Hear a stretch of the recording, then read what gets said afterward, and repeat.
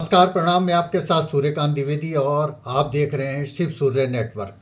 पहले तो आप सभी का बहुत बहुत आभार कि चैनल को आप पसंद कर रहे हैं और आपका समर्थन और प्यार हमको प्राप्त हो रहा है। चौधरी चरण सिंह जी की बात करते हैं। चौधरी चरण सिंह किसानों के मसीहा थे, पूर्व प्रधानमंत्री थे, स्वतंत्रता सेनानी थे, प्रखर वक्ता थे, प्रखर विचारक थे, आर्य समाजी थे, हिंदी के समर्थक थे, कानूनविद थे और जो आज हम देख रहे हैं स्थिति, उसमें किसान आंदोलन के एक बहुत बड़े नेता थे। किसान अर्थव्यवस्था के बहुत बड़े विचारक थे। बहुत और आज जितनी भी किसानों के बारे में नीतियां बन रही हैं, विचार आ रहे हैं, हमने किसानों के लिए ये किया, हमने किसानों के लिए वो किया, ये सारे दावे प्रदेश सरकारें और केंद्र सरकारें करती हैं। वो सब कुछ देन चौधरी साहब की है। चौधरी साहब आज इस दुनिया में नहीं हैं, लेकिन चौधरी साहब की नीतियाँ, उनके विचार और उनकी सादगी, उनका समर्पण और निष्ठा, ये हमारे साथ साथ है। मेरा सौभाग्य है कि चौधरी साहब का सानिध्य मुझे शुरुआत से मिला। 1980 में मैंने पत्रकारिता का प्रारंभ किया और 1980 में ही पहला इंटरव्यू वो चौधरी चरण सिंह साहब का था। चौधरी से उस समय हम बिल्कुल एक लड़के हुआ करते थे, एक जगह बैठे हुए थे और चौधरी साहब सामने थे और चौधरी साहब ने कहा कि क्या तुम पत्रकार हो? हमने कि हाँ। और हमारी इच्छा हुई कि चौधरी साहब से बातचीत की जाए, इंटरव्यू किया जाए और इंटरव्यू लिया। उस समय कंप्यूटर का युग तो था नहीं, 1980 की बात है। तो वो पूरा सवाल जवाब के रूप में इंटरव्यू हुआ और उसको चौधरी साहब ने देखा और फिर जहाँ गलतियाँ थीं, जहाँ हमारी शाब्दिक गलतियाँ थीं, हिंदी की गलतियाँ थीं, उनको चौधरी साहब ने सुधार किया और उन्होंने एक सीख दी हमको कि निरंतर लिखो और पढ़ो, जितना पढ़ोगे उतना आगे बढ़ोगे। फिर उसके बाद एक प्रेस कॉन्फ्रेंस हुई और उस प्रेस कॉन्फ्रेंस में सभी पत्रकार मौजूद थे। 10 मिनट लेट आए थे। चौधरी साहब ने प्रेस कॉन्फ्रेंस करने से मना कर दिया। चौधरी साहब ने कहा कि जो समय की कीमत नहीं जानता वो आगे नहीं बढ़ सकता, मैं प्रेस कॉन्फ्रेंस नहीं करूंगा। और इसके बाद सारे पत्रकार उठकर चले गए। आज नॉर्वे का मामला सामने आता है, लेकिन नॉर्वे का मामला उस वक्त की अगर स्थिति देखें तो उन्होंने समय की कीमत बताई। एक बार पश्चिमी उत्तर प्रदेश के किसान चौधरी साहब के पास पहुंचे और उन्होंने कहा कि साहब, गन्ने का हमें वाजिब दाम नहीं मिल रहा है, हम परेशान हैं, हमारी मदद करो। चौधरी साहब गांधी कैप पहनते थे और चौधरी साहब ने कैप उतारी और इस तरीके से सिर पे उंगली फेरी और सिर अपना आगे कर दिया। चौधरी साहब ने कहा, यहाँ और बो दो गन्ना। तो साथ में उन्होंने चौधरी साहब ने सीख भी दी कि केवल एक फसल से काम नहीं चलेगा। आप गन्ना ही गन्ना चिल्लाते रहो, गन्ना ही गन्ना बोते रहो, उससे काम नहीं बनेगा। एक फसल के साथ आपको 3 फसलें और लेनी चाहिए। और फिर उन्होंने उदाहरण भी दिया कि जैसे पंजाब का किसान करता है कि वो एक फसल के साथ 3 फसलें लेता है, आप क्यों नहीं लेते? अपनी अर्थव्यवस्था को क्यों मजबूत नहीं करते? और उस समय गन्ने की कीमत भी कोई ज़्यादा नहीं थी। 17-18 रुपये प्रति क्विंटल का गन्ने का भाव हुआ करता था। तो चौधरी साहब ने ये सीख दी। पश्चिमी उत्तर प्रदेश आज यदि समृद्ध है, विकासशील है, राजनीतिक रूप से जागरूक है, तो उसकी देन चौधरी चरण सिंह की नीतियां हैं, चौधरी चरण सिंह के प्रति आस्था है। महेंद्र सिंह टिकैत का नाम आप जानते ही होंगे। भारतीय किसान यूनियन के संस्थापक और अध्यक्ष, किसान आंदोलन के एक बड़े पुरोधा, जिनके नेतृत्व में बड़े बड़े आंदोलन हुए। लेकिन एक बार उन्होंने चौधरी चरण सिंह जी के बारे में कुछ आपत्तिजनक टिप्पणी कर दी और उनके साथ के किसान जो है वो उत्तेजित हो गए, वो विरोध करने लगे। उन्होंने स्पष्ट कहा कि हम तुम्हारे साथ हैं, लेकिन चौधरी चरण सिंह का विरोध या उनके बारे में कोई भी कही गई बात हम स्वीकार नहीं करेंगे। और चौधरी महेंद्र सिंह टिकैत को अपने शब्द वापस लेने पड़े थे। मेरठ कमिश्नरी में जब आंदोलन हुआ तो टिकैत ने घोषणा कर दी थी कि मेरे मंच पर कोई राजनीतिक व्यक्ति नहीं चढ़ेगा। चौधरी चरण सिंह जी की पत्नी गायत्री देवी समर्थन देने के लिए वहाँ आईं और टिकैत ने उनको वापस कर दिया। ये भी स्थिति किसानों को अच्छी नहीं लगी, क्योंकि वो सब कुछ सह सकते थे, चौधरी साहब और उनके परिवार यानी गायत्री देवी के प्रति असम्मान बर्दाश्त नहीं कर सकते थे। तो चौधरी चरण सिंह कई मायनों में अनूठे थे। आज लाखों करोड़ों रुपया वो प्रचार में निकाल दिया जाता है, चुनाव प्रचार के लिए निकाल दिया जाता है, रोड शो करते हैं, बड़ी बड़ी रैलियां करते हैं, बड़े बड़े शो होते हैं और बड़े बड़े तामझाम होते हैं। लेकिन आप जानते हैं कि चौधरी साहब ने कभी अपने चुनाव का प्रचार नहीं किया। मैंने 1980 और 1984 का लोकसभा चुनाव उनका कवर किया।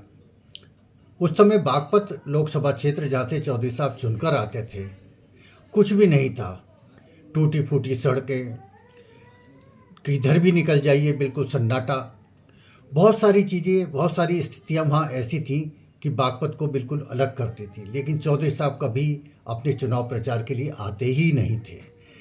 और एक बैनर पर वो पुनः चुनाव लड़ते थे और एक बैनर भी जो लगता था वो बागपत और खेकड़ा के बीच में लगता था। इसके अलावा कोई बैनर नहीं लगता था। वो बैनर भी उनके समर्थक लगा देते थे, इसके अलावा कुछ नहीं होता था। चुनाव प्रचार के अंतिम दिन एक सभा जरूर होती थी, लेकिन वो सभा अलग तरीके की सभा थी। वो नुक्कड़ सभा भी हो सकती थी, हुक्का पंचायत भी हो सकती थी और एक बड़ी सभा में भी तब्दील हो सकती थी। बड़ौद के वैदिक कॉलेज में वो सभा हुआ करती थी अधिकांशतः, और चौधरी साहब भाषण दे के चले जाते थे। चौधरी साहब कहते थे चुनाव तुम्हारा है, तुम्हें लड़ाना है, तुम्हें जिताना है, कैसे लड़ोगे, कैसे जिताओगे, ये तुम जानो।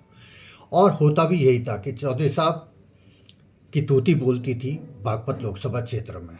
1937 से लेकर 1974 तक चौधरी चरण सिंह ने छपरौली विधानसभा, ये छपरौली विधानसभा के बारे में आपको बता दूं, आप लोग बहुत से लोग नहीं जानते होंगे कि छपरौली क्या है। उस समय छपरौली एक राजनीतिक सिंबल हुआ करता था कि अरे किसी का गढ़ होता तो क्या, अरे भाई तूने तो जो है इसे छपरौली बना दिया। कोई भी बात होती थी तो छपरौली का नाम आता था। छपरौली का नाम इसलिए आता था कि वहाँ से 1937 से 1974 तक चौधरी साहब लगातार प्रतिनिधित्व करते रहे, हजारों वोटों से जीतते रहे और विरोधियों की जमानतें जब्त होती रहीं। तो 1974 तक छपरौली में वो लड़े। एक बार 1988 की बात मैं आपको बताता हूँ कि चौधरी साहब ने अपनी बेटी सरोज को टिकट दे दिया।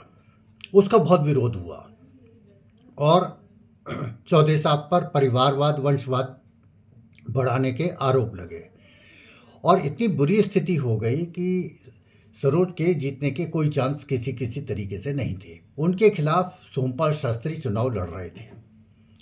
चौधरी साहब को पहली बार किसी प्रत्याशी के प्रचार के लिए आना पड़ा और वो आए और बस केवल चौधरियों से एक बात कही कि भाई क्या ये थारी लड़की ना है, बस इतनी बात कही। और उसके बाद चौधरी जितने भी थे वो सब कहने लगे भाई रो मत चौधरी रो मत, हम जितावेंगे। खैर वो कांटे का चुनाव था और 7,000 से अधिक वोटों से वो सरोज जीत गई। तो ऐसे चौधरी साहब थे। लोकसभा चुनाव की हम बात करें तो 1980 और 1984 में लोकसभा चुनाव हुआ। इससे पहले एक चीज़ और बता देते हैं कि जब तक चौधरी साहब कांग्रेस में थे तो कांग्रेस की माँ तूती बोलती थी, कांग्रेस का वर्चस्व होता था। जैसे ही चौधरी साहब ने कांग्रेस छोड़ी, वहाँ कांग्रेस की स्थिति बहुत ख़राब हो गई, कोई नाम लेवा नहीं बचा। चौधरी चरण सिंह के खिलाफ कोई कांग्रेस का प्रत्याशी नहीं मिलता था। ले दे के रामचंद्र विकल जी को मैदान में उतारा जाता था और रामचंद्र विकल जी वो एक विरोधी प्रत्याशी की या प्रतिद्वंदी प्रत्याशी की भूमिका अदा किया करते थे। चौधरी साहब बड़े वोटों से जीतते थे, हज़ारों के मार्जिन से जीते थे। बस एक कमी आती थी कहीं कहीं, वो खेकड़ा और सिवाल खास क्षेत्र में। खेकड़ा की थोड़ी सी स्थिति अलग हुआ करती थी और सिवाल खास विधानसभा क्षेत्र की स्थिति अलग होती थी। लेकिन चौधरी साहब छपरौली और बरनावा और बागपत के बलबूते पे बड़े मार्जिन से जीत जाते थे। 1984 का लोकसभा चुनाव हुआ, बड़ा दिलचस्प चुनाव था, बड़ा रोचक चुनाव था और आपको इसमें शायद अच्छा भी लगेगा कि हम आपको बताते हैं कि राजनारायण चुनाव मैदान में कूद पड़े। राजनारायण ऐसी शख्सियत थे कि वो हर किसी से भिड़ते थे, चाहे वो इंदिरा गांधी हो चाहे कोई भी हो, सबसे सबसे भिड़ते थे। तो चौधरी साहब से भी वो जो है भिड़ गए। अब 1984 के लोकसभा चुनाव में वो मैदान में उतरे। उस समय बागपत जिला अलग नहीं था, मेरठ के साथ जुड़ा हुआ था, तो सारी नामांकन की प्रक्रिया भी मेरठ में ही होती थी। अब हुआ ये कि राजनारायण नामांकन पत्र दाखिल करके आ रहे थे और चौधरी साहब नामांकन पत्र दाखिल करने जा रहे थे। अब राजनारायण ने कुछ नहीं किया और वो एकदम पैरों में गिर गए चौधरी साहब के और कहने लगे कि मैं तो आपका हनुमान हूँ, मेरे सिर पर हाथ रखो और मुझे आशीर्वाद दो कि विजयी भव। और चौधरी साहब हंसते बहुत मंद मंद मुस्कुराते थे और वो मुस्कुराए और उसके बाद उनके हाथ रखा, बोले कुछ नहीं और उसके बाद वो चले गए।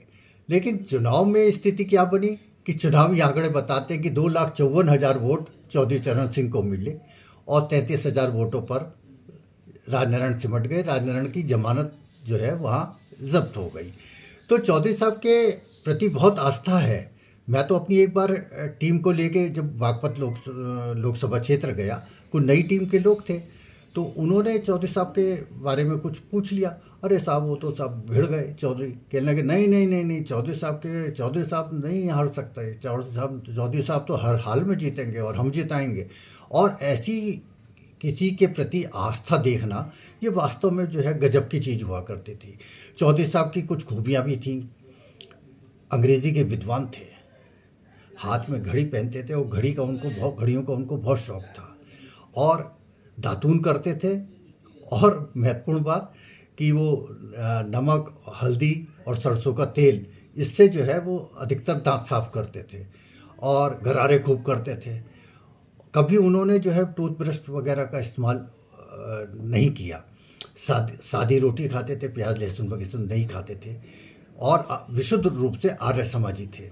आर्य समाजियों की बेल्ट है वेस्ट यूपी और आर्य समाज के वर्चस्व के कारण, आर्य समाजी होने के कारण ये पूरे पश्चिम उत्तर प्रदेश में जो है आर्य समाज का वर्चस्व भी होता है।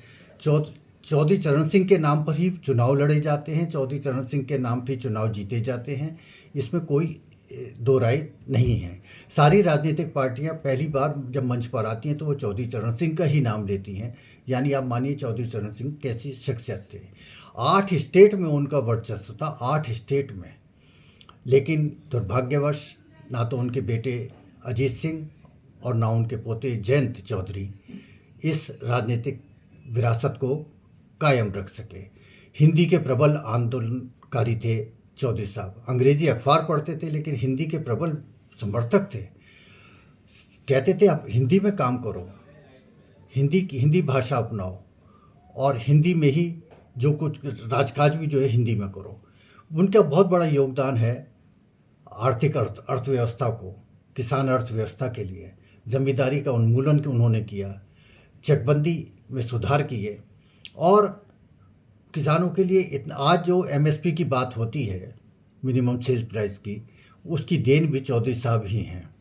लेकिन चौधरी साहब की नीतियाँ, चौधरी साहब के विचार का डंका तो आज पीटा जाता है लेकिन उसको अपनाया नहीं जाता। अगर 1% भी चौधरी चरण सिंह जी के विचारों को लागू कर दिया जाए, नीतियों को लागू कर दिया जाए, तो निश्चित ही भारतीय अर्थव्यवस्था में बहुत सुधार हो सकता है। तो चौधरी चरण सिंह जी के साथ हमारी कुछ ये रोचक बातें थीं और हमें उनसे बहुत उनको सीखना मिला।